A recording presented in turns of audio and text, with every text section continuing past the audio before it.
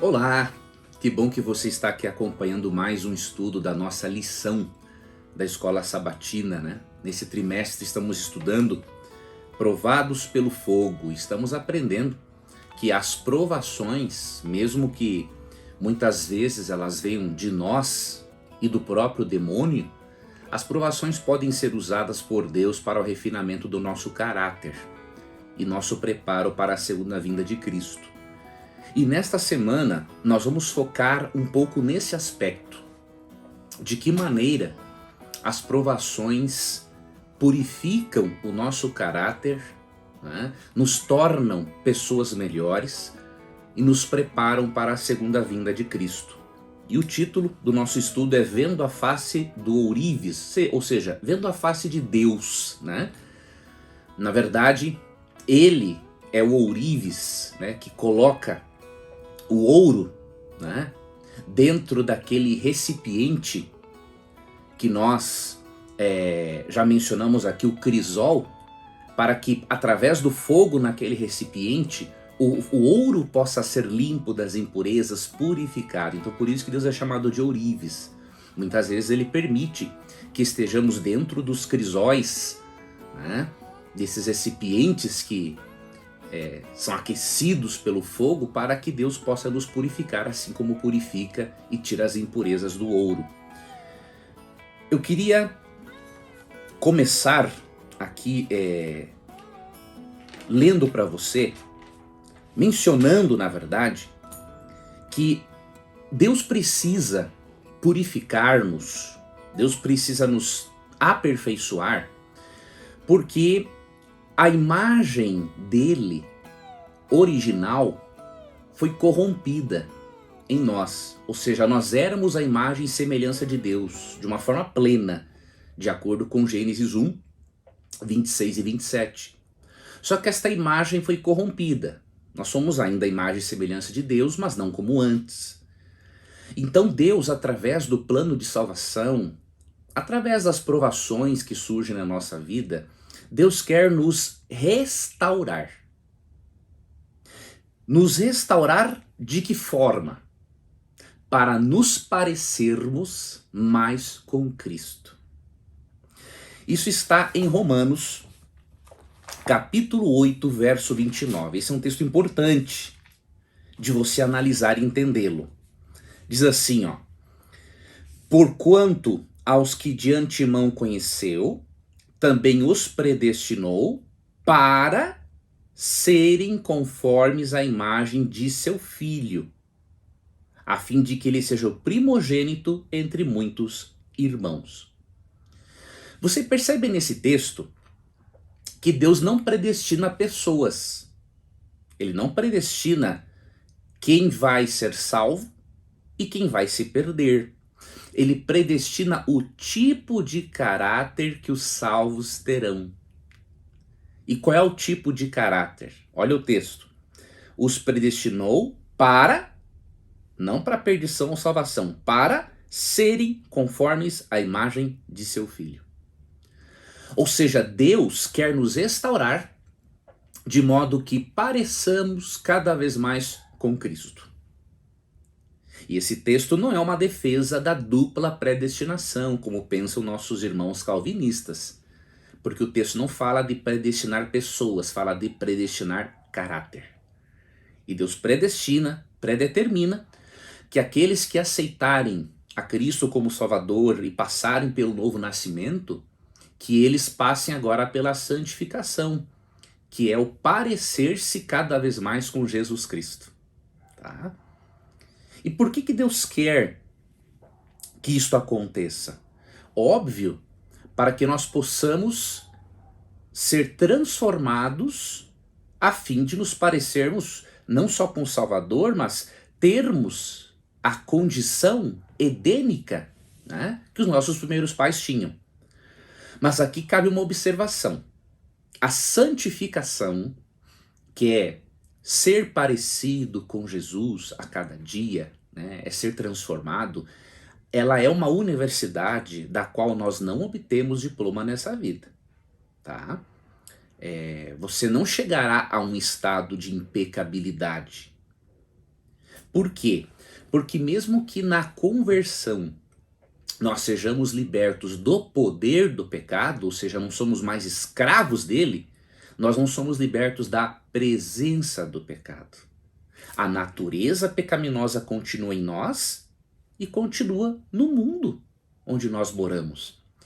Então, estando na presença do pecado e tendo uma natureza interna propensa para o pecado, nós vamos cometer erros, nós vamos pecar. Só que, como pessoas salvas pela graça e que estão sendo transformadas à imagem de Cristo, nós não seremos os pecadeiros, né? Que fazem do pecado um estilo de vida. Vamos errar? É claro. Não existe nenhum santinho com uma auréola sobre a cabeça que possa dizer assim, ah, aquele é pecador e eu não. Quem faz isso é um hipócrita. É até mentiroso de acordo com a Bíblia. Em 1 João 1,8, o apóstolo diz que quem diz que não tem pecado é mentiroso. Ele diz que a verdade não está nele. Ok? Então lembre-se, a santificação é um processo que levará a vida toda. E a escola, a universidade na qual nós receberemos um diploma de perfeição, será a escola chamada glorificação. Esta é a última etapa da transformação da natureza humana. Quando Cristo voltar, ele vai glorificar os justos. Ou seja, de acordo com 1 Coríntios capítulo 15, ele vai tanto ressuscitar os mortos quanto transformar os vivos. E aí vai glorificá-los, ou seja, vai transformar o corpo corrupto, a mente corrupta, a natureza corrupta em algo perfeito. Como originalmente havia sido criado por Deus no Jardim do Éden. Ok? Então isso é importante você ter em mente, para você não correr o risco, não é? De compreender de forma distorcida a santificação bíblica, tá?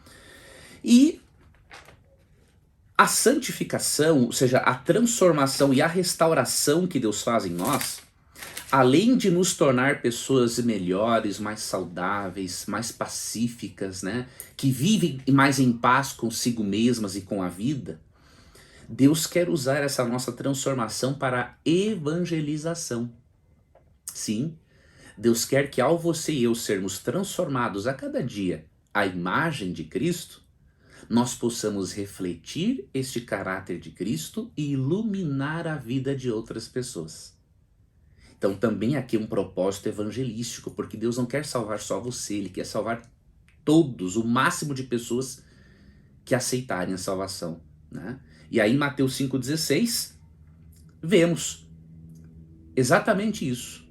E aprendemos que as obras, mesmo não sendo um meio de salvação, e jamais o poderão ser, elas vão fazer parte do coração regenerado, da vida regenerada, né? E Mateus 5,16 diz, assim brilhe também a vossa luz diante dos homens, para que vejam as vossas boas obras e glorifique a vosso Pai que está nos céus. Você percebe? As obras não são um meio de salvação. Nunca foram e nunca o serão. Do Antigo até o Novo Testamento, sempre houve só um plano de salvação. A salvação é pela graça de Deus, pela fé no sangue do Cordeiro. Tá? E Cristo, de acordo com João 29, é o Cordeiro de Deus que tira o pecado do mundo. Tá? Agora, as obras são o resultado da atuação do Espírito Santo, é o resultado do novo nascimento, mencionado por Jesus em João 3. Nascer da água e do Espírito, né, é ser batizado, é ser transformado pelo Espírito, é nascer de cima, é ser transformado para que você possa seguir a sua jornada de transformação. E veja, as nossas boas obras não é para nos glorificar. Aqui é claro o texto, ó, que as pessoas vejam, né, vossas boas obras e glorifiquem a vosso Pai que estás nos céus. Se as suas boas obras glorificam você e não a Deus, está errado. As pessoas têm que perceber em você a luz de Cristo e com isso glorificarem a Deus, se aproximarem de Deus. Então você, por meio da sua vida, você exalta a si mesmo ou você reflete a luz de Cristo e exalta a Deus, para que as pessoas vejam o seguinte: olha, se Deus transformou esta pessoa e tornou-a melhor, Deus pode fazer a mesma coisa por mim. Então faça essa autoanálise, porque neste processo de Deus restaurar-nos a imagem de Cristo, ele também tem um propósito evangelístico, nos usar para estimular outras pessoas a se aproximarem de Deus e também serem preparadas para a volta de Jesus.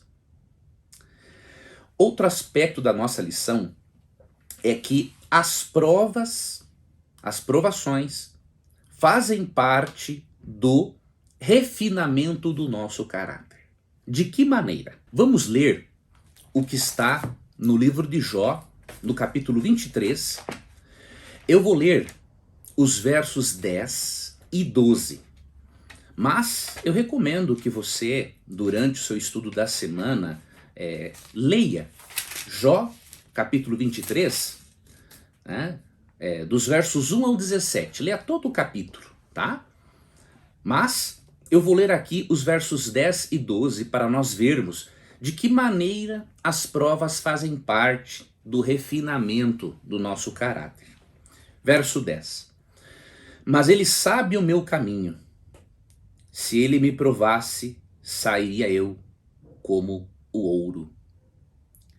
Jó estava passando aqui por uma situação terrível. Ele estava num fogo cruzado entre Deus e Satanás. E Deus precisava provar para o universo que Deus é bom e que Jó era justo. Porque Deus o justificou, né? E que Jó não era um servo de Deus apenas porque Deus o abençoava, mas porque ele amava a Deus. Então Deus precisava desmascarar Satanás para o bem do universo. E Jó estava neste fogo cruzado. E mesmo ele não entendendo o que estava acontecendo, nós sabemos dos bastidores da vida de Jó. Nós sabemos que nos bastidores da vida de Jó havia um conflito cósmico entre o bem e o mal, mas Jó não o soube. Entretanto, Jó tinha a compreensão de que se Deus o provasse, ele sairia como o ouro, né? O ouro, quando é aquecido, né, retira-se as impurezas do ouro. E ele se torna tão brilhante ao ponto de a pessoa poder se enxergar, de certo modo, né, ao olhar esta peça de ouro. Então veja, assim como o fogo purifica o ouro, tirando dele as impurezas e permitindo que o ouro brilhe melhor, as provações vão tirando as impurezas do nosso caráter para que brilhemos mais ainda por Jesus Cristo. Só que tem um detalhe: as provações isoladas, elas não têm um poder purificador se elas não estiverem relacionadas com o estudo da palavra de Deus. Olha como isso é importante. Dá para perceber isso no verso 12 de Jó 23. Veja o que diz o verso 12, que está no contexto: do mandamento de seus lábios nunca me apartei, escondi no meu íntimo as palavras da sua boca. Você percebe que outra ferramenta para o nosso refinamento, além das provações, é a palavra de Deus. Quando você esconde a palavra de Deus no seu íntimo e não a aparta dos seus lábios, a Bíblia vai regenerando você, vai tornando você uma pessoa cada vez melhor. Claro, depende de irmos com a postura correta diante da Bíblia, né? Se nós vamos à Bíblia para justificar nossos pressupostos pessoais e nossas ideologias humanas, a Bíblia não vai exercer o seu poder transformador. Agora, se vamos às Escrituras com o propósito de permitirmos que o autor inspirado nos comunique aquilo que originalmente ele queria comunicar ao seu público, aí sim a palavra de Deus vai entrar em nós e vai gerar as transformações que Deus deseja gerar. Então veja, as provações são importantes, mas existe uma fórmula para o refinamento do caráter. Provações mais palavra de Deus igual a refinamento. Então, passe tempo com a Bíblia. Não leia só um versículo ou alguns versículos por dia. Não, leia mais. Leia um capítulo, leia até mais de um capítulo. Quanto mais você ler da palavra de Deus, melhor. E quanto mais em contato você mantiver com as Escrituras, mais fácil será a sua caminhada cristã. Você não vai precisar passar por tantas provações, porque você vai aprender com os exemplos dos profetas, dos personagens bíblicos, a fim de não cometer os mesmos erros. Então, vá à Bíblia, estude, passe tempo com ela e imagine que a Bíblia é uma carta de Deus direcionada somente a você. E aí você vai ler a Bíblia de uma outra forma, tá bom? Agora, é possível que você tenha medo das provações. É natural nós termos, por exemplo, medo ou receio do fogo. Então, de certa forma, é natural que você tenha algum medo ou receio do fogo da provação. Mas eu quero lhe dar uma excelente notícia. Assim como Deus esteve no fogo com Sadraque, Mesaque e Abednego, lá em Daniel 3, ele estará com você no fogo da provação. Sadraque, Mesaque e Abednego foram lançados numa fornalha ardente, porque se negaram a adorar uma imagem, se negaram a adorar algo que não fosse o Deus Criador. E Nabucodonosor, enfurecido, jogou os três para dentro de uma fornalha ardente. Essa fornalha estava tão quente que aqueles que os jogaram lá dentro morreram. Mas Sadraque, Mesaque e Abednego não queimaram um fio de cabelo. Por quê? Porque o Senhor Jesus andou com eles dentro do fogo. Então Deus não nos livra do fogo das provações, mas Ele promete estar conosco durante este fogo de provação. E aí, ao invés de sairmos deprimidos, derrotados, doentes de uma provação, nós vamos sair refinados, mais fortes, para encararmos a vida. Por quê? Porque Deus esteve presente conosco no meio do fogo. Então pense nisso e não tenha medo das provações, porque Deus está com você no meio do fogo, diríamos assim. Outro tema que faz parte da nossa lição dessa semana é que o caráter é importante para aqueles que aguardam a volta de Jesus. Ou seja, o desenvolvimento do caráter é fundamental para o nosso preparo para a volta de Cristo. Repito, isso não tem a ver com salvação pelas obras, né?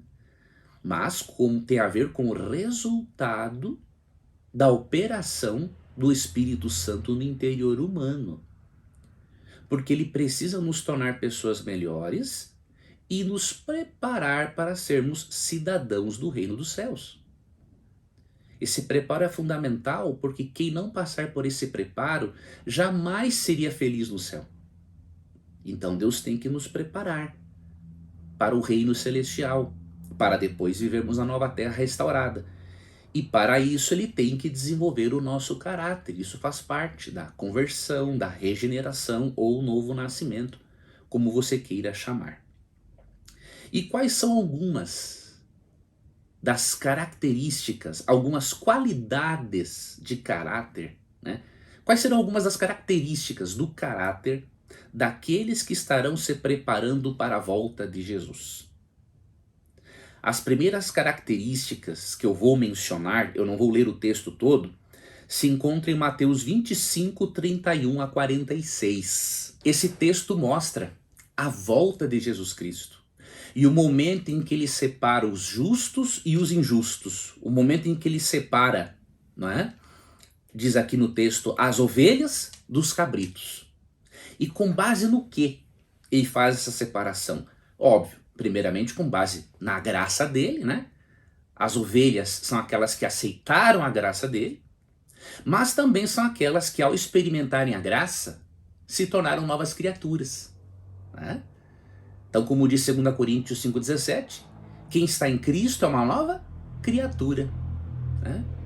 As coisas antigas já passaram e eis que se fizeram novas. Então, Jesus separa os justos dos injustos com base na aceitação da graça. Sem a graça, nós não temos como irmos ao céu.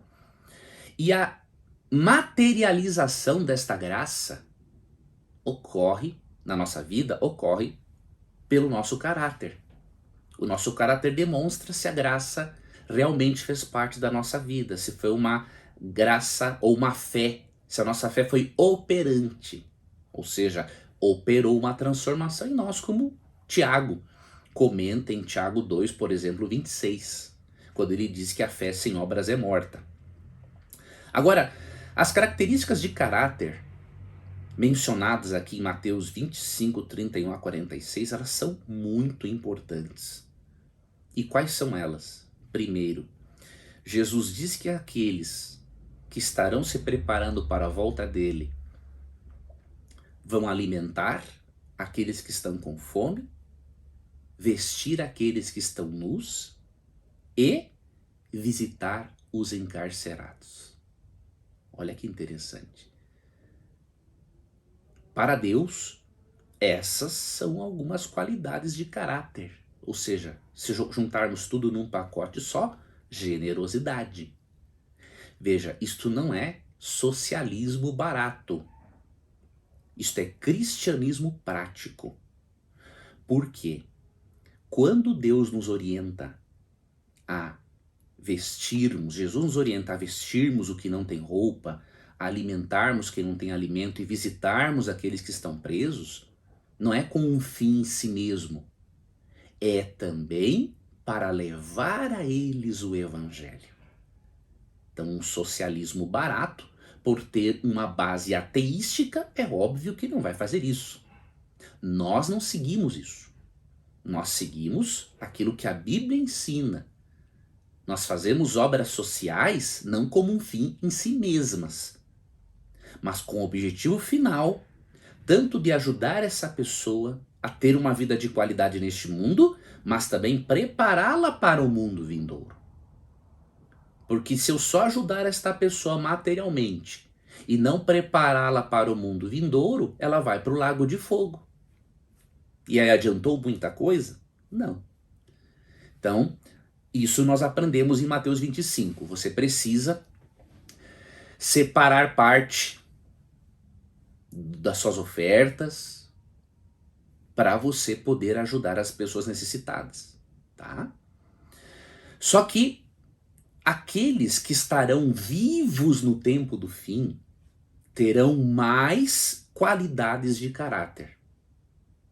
E eu fiquei assim agradavelmente surpreso ao ler Daniel 12 com esta perspectiva, né?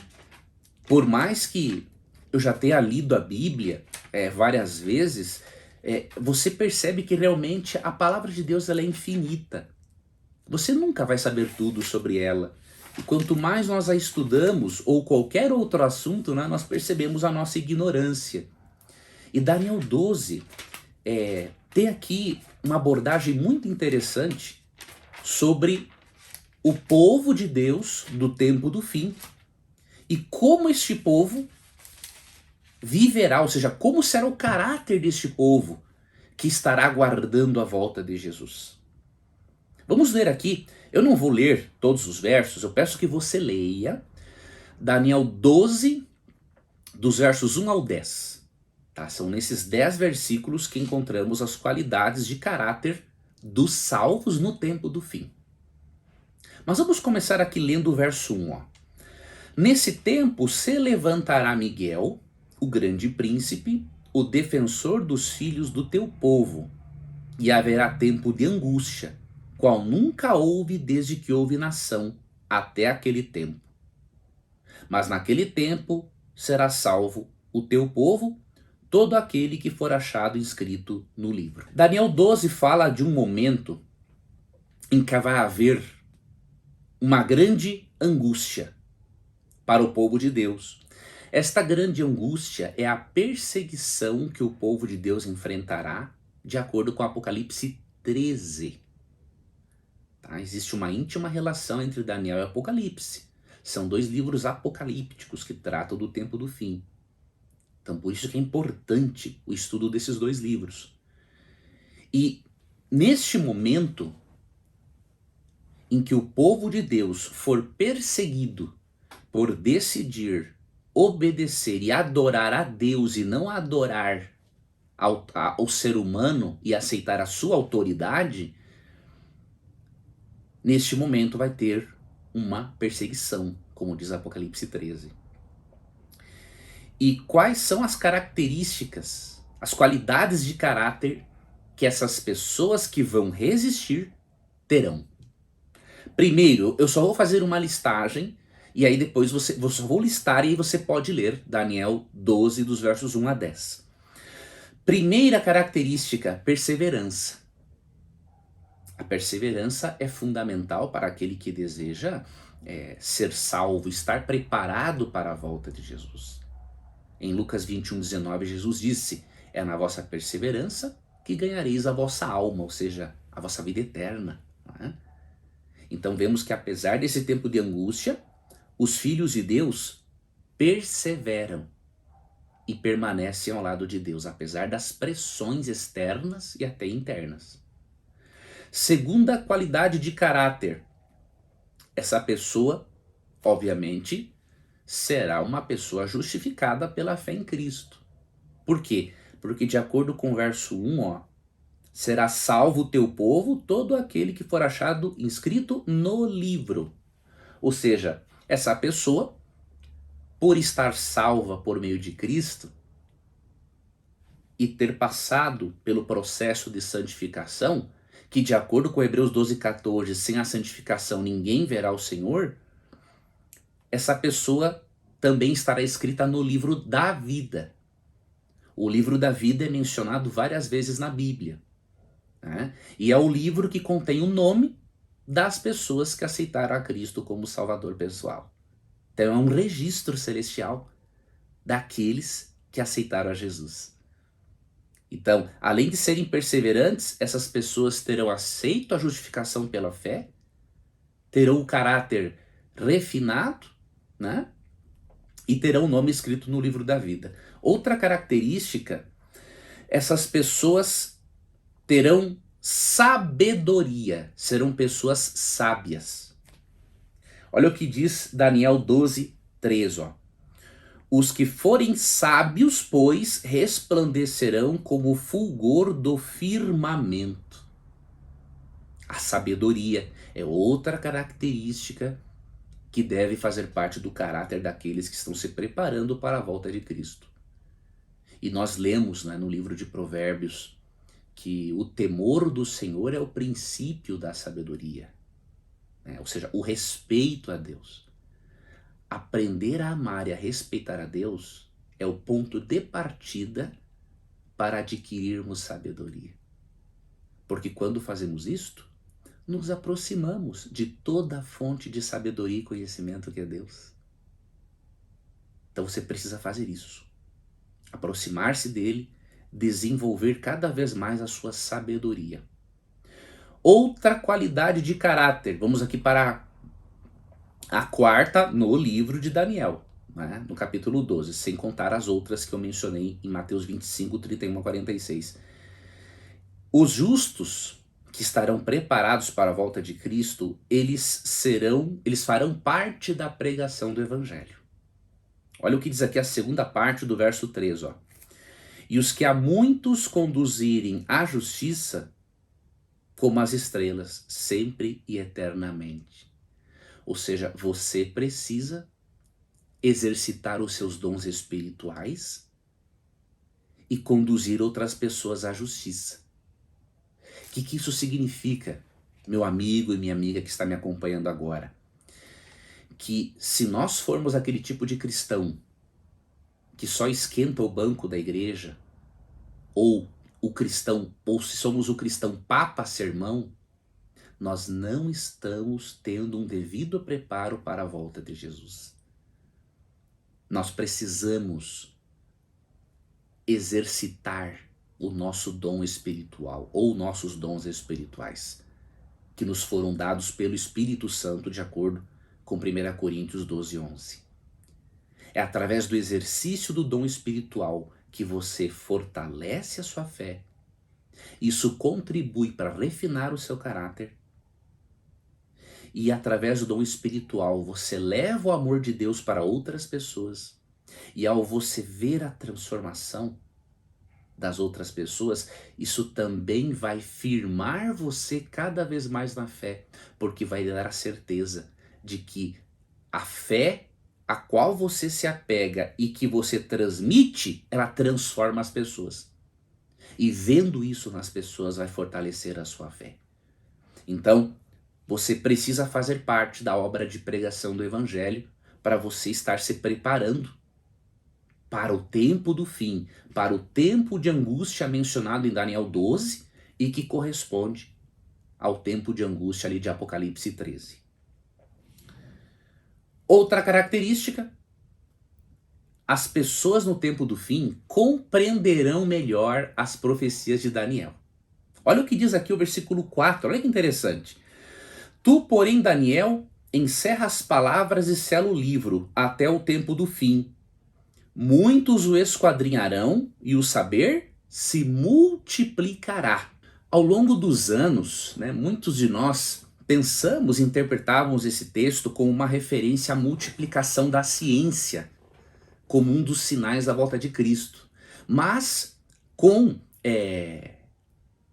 o aperfeiçoamento da hermenêutica, que é a ciência que interpreta o texto, nós aprendemos que Daniel 12:4 não fala da multiplicação da ciência, não fala da multiplicação da tecnologia antes de Jesus voltar. Quando fala aqui que o saber se multiplicará, é o saber acerca do livro de Daniel. Porque o livro de Daniel, certas coisas foram seladas, ou seja, Deus não revelou o significado para Daniel, porque elas seriam para o tempo do fim. E aí diz o texto, muitos o esquadrinharão. Esquadrinharão o quê? O livro de Daniel. E o saber se multiplicará. O saber do quê? Do livro de Daniel. Então, outra característica dos que estarão se preparando para a volta de Cristo, eles terão um conhecimento profundo das profecias de Daniel. E também, obviamente, de Apocalipse. Por isso que Ellen White diz, que é muito importante nós estudarmos mais Daniel e Apocalipse. Porque a compreensão destes livros não só refinarão o nosso caráter, mas nos prepararão para os últimos enganos que virão no mundo. Quando esses enganos vierem, nós já teremos conhecimento suficiente através do estudo de Daniel e Apocalipse para não cairmos nesses enganos. Então, estude Daniel e Apocalipse, porque esta é uma outra qualidade, é outro hábito que deve fazer parte do estilo de vida daqueles que estão se preparando para a volta de Cristo. E a última característica aqui no livro de Daniel que eu listei, as pessoas que estarão preparadas no tempo do fim, elas serão purificadas, embranquecidas e provadas. Ou seja, não tem como nós nos prepararmos sem as provações, tá? Eu vou ler aqui para você o que está em Daniel capítulo 12, versículo 10, ó. Muitos serão purificados, embranquecidos e provados, mas os perversos procederão perversamente, e nenhum deles entenderá, mas os sábios entenderão. O livro de Daniel, não é? E os eventos finais.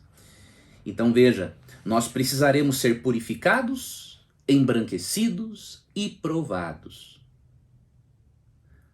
Purificados e embranquecidos pela fé no sangue de Cristo e também purificados, embranquecidos e purificados no fogo da provação. Porque assim como o ouro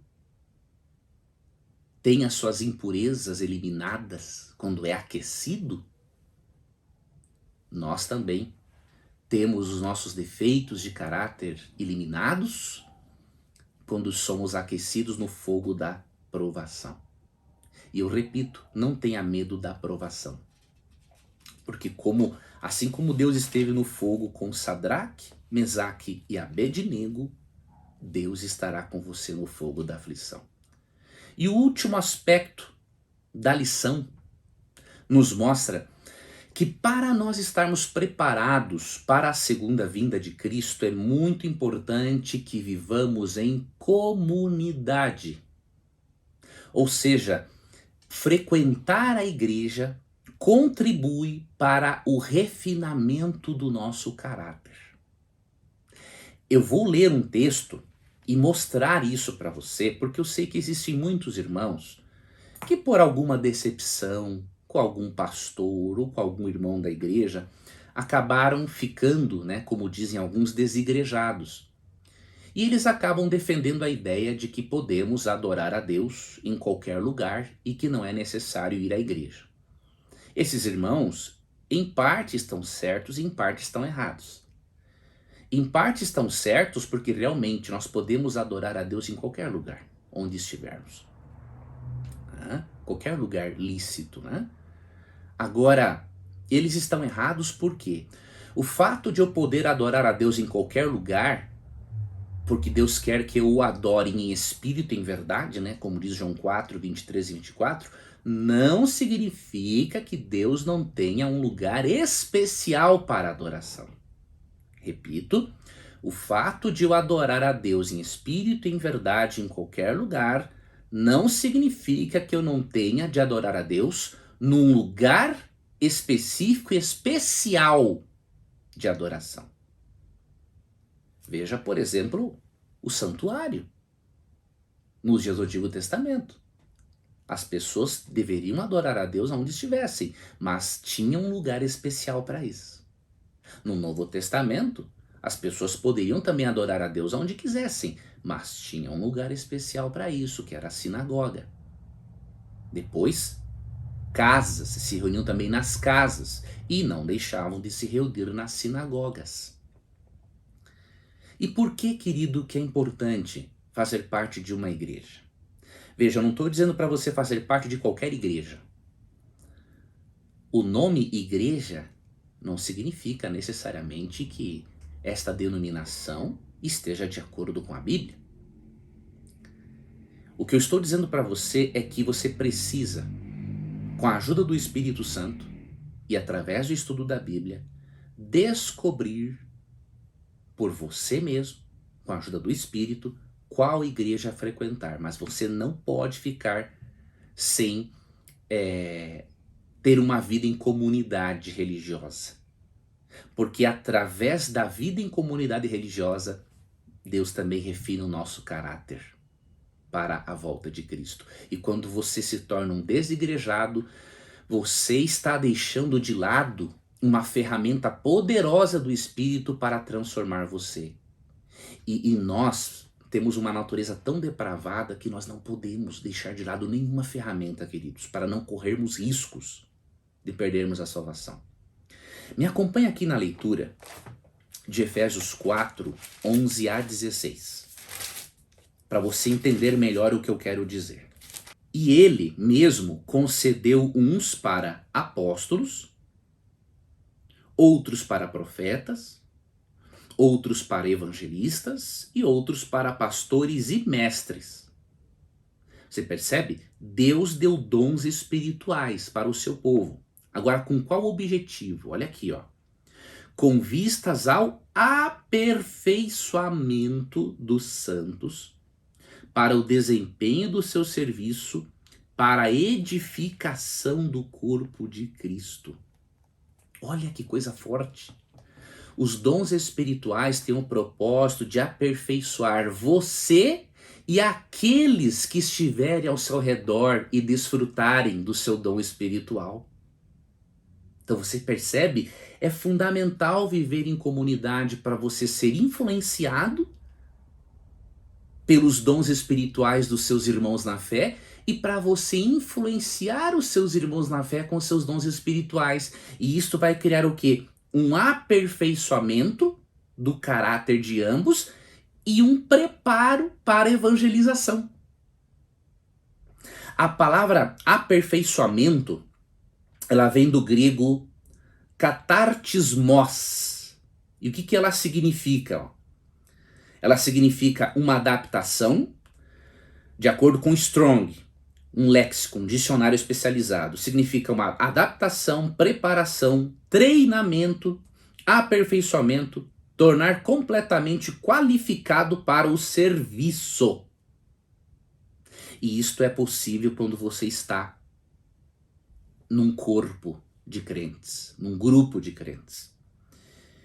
E aí o verso 13 continua, dizendo que essa edificação e aperfeiçoamento por meio do exercício dos dons espirituais na igreja, ela tem que existir, até que todos cheguemos à unidade da fé e do pleno conhecimento do Filho de Deus, à perfeita varonilidade, à medida da estatura da plenitude de Cristo.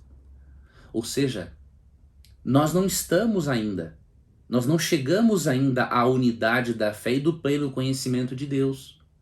Isso significa que até o fim dos tempos, os dons espirituais são válidos e importantes para o aperfeiçoamento do caráter daquele que possui o dom e para o aperfeiçoamento do caráter daquele que é beneficiado e influenciado pelo seu dom.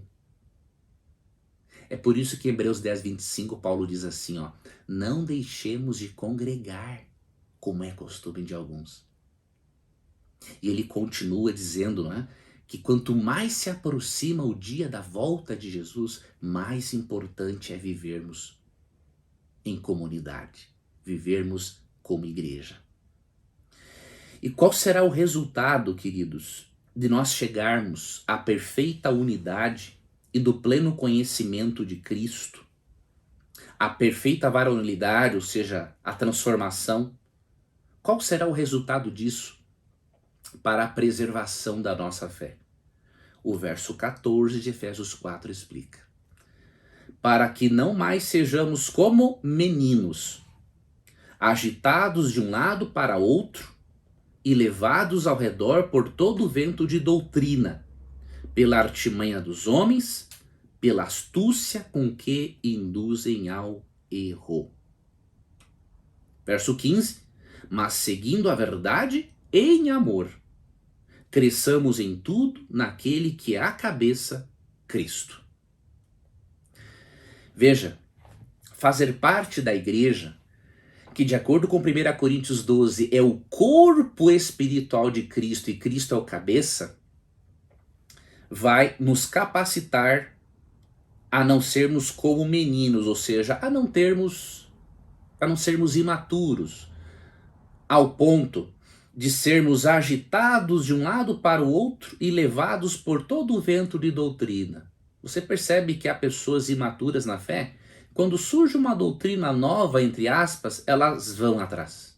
Aí surge uma outra, elas vão atrás também. Surge uma outra, elas também vão atrás. São meninos, são pessoas imaturas, que são agitadas por todo o vento de doutrina. Se exercitassem em comunidade religiosa os seus dons espirituais, estariam fortalecidas contra essas falsas doutrinas.